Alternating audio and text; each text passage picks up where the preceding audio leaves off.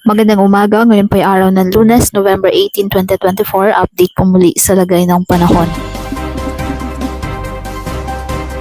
Naglandfall na sa bahagi ng Dipakulaw, Aurora ang sentro ng Super Typhoon Pipito ayon sa Pag-asa.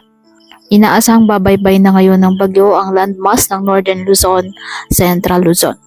Asahan na ang mapaminsalang lakas ng hangin at matitinding buhos ng ulan sa malaking bahagi ng Luzon, particular na sa mga probinsyang dadaanan ng sentro ng bagyo na posibleng magdulot din ng mga biglaang pagbaha at pagguho ng lupa at storm surge yan sa mga coastal areas.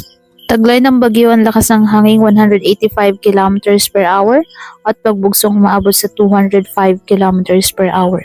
Dahil sa interaction nito sa lupa, inaasahang hihina ang bagyong Pipito habang tinatawid ang kalupaan ng Luzon. Ganun pa man, inaasang mapapanatili nito ang typhoon category. Kikilos pa hilagang kanluran ang bagyo at posibleng direktang tawirin ng sentro ng bagyo ang Nueva Vizcaya, hilagang bahagi ng Nueva Ecija, Pangasinan, Benguet at La Union bago lumabas sa West Philippine Sea. At tatawirin ang buong Central